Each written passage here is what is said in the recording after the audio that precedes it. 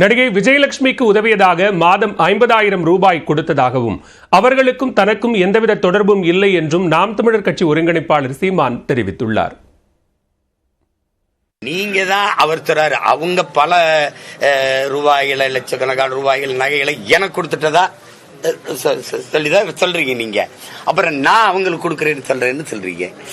நானே தெருக்கோடியில நின்றுக்கிட்டு இருக்கேன், எனக்கு எங்கிட்ட 2 கோடி இருக்குது. அதாவது அவங்க என்னன்னா, ஒரு காலகட்டத்தை எங்களுக்கு ரொம்ப இதாயிருச்சு, 15 வருஷம் கழிச்சு சாக போறோம் அப்படின்னு எனக்கு எங்க வீட்டுல வேலை செஞ்ச ஒரு பையன், அந்த காலம் வேலை செஞ்சவனை பிடிச்சி அழுது இது பண்ணி அந்த குரல் செய்தியை கேட்டோன்னு, சரி இப்போ ஏதாவது கொடுத்து உதவுங்கன்னு சொன்னேன்.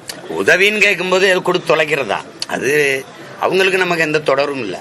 கேட்டோன்னு சரி கொடுத்தோம். ஒரு 2-3 மாசம் ஏதோ தம்பிங்க கொடுத்து உதவி இருப்பாங்கன்னு நினைக்கிறேன். ஏதாவது உதவி விடுங்கன்னு சொன்னேன். அதுக்கப்புறம் திருப்பி தான் அந்த மறுமனு. இந்நிலையில் சென்னை வளசரவாக்கம் காவல் நிலையத்தில் சீமான் தரப்பு வழக்கறிஞர்கள் நேரில் ஆஜராகினர். பின்னர் செய்தியாளர்களை சந்தித்த அவர்கள் இன்று மாலை 6 மணிக்கு சீமான் காவல் நிலையத்தில் ஆஜராக இருப்பதாக தெரிவித்தனர். நாம் தமிழர் கட்சி ஒருங்கிணைப்பாளர் சீமான் வளசரவாக்கம் காவல் நிலையத்தில் இன்று மாலை ஆஜராக உள்ள நிலையில் கட்சி நிர்வாகிகள் மற்றும் தொண்டர்கள் காவல் நிலையம் வருமாறு கட்சி தலைமையகம் அழைப்பு விடுத்துள்ளது. இதனால் வளசரவாக்கம் காவல் நிலையம் உள்ள ஸ்ரீதேவி குப்பம் சாலையில் தடுப்புகள் அமைக்கப்பட்டு சோதனைக்கு பின்னரே வாகனங்கள் அனுமதிக்கப்படுகின்றன. காவல் நிலையம் அருகே சாலையில் கொட்டி கிடந்த ஜல்லிக்கற்கள் அகற்றப்பட்டுள்ளன. அசம்பாவிதம் நடக்காமல் இருக்க 50க்கும் மேற்பட்ட காவல்துறையினர் பாதுகாப்பு பணியில் ஈடுபடுத்தப்பட்டுள்ளனர். தீயணைப்புத்துறை, ஆம்புலன்ஸ் உள்ளிட்ட வாகனங்களும் நிறுத்தப்பட்டுள்ளன.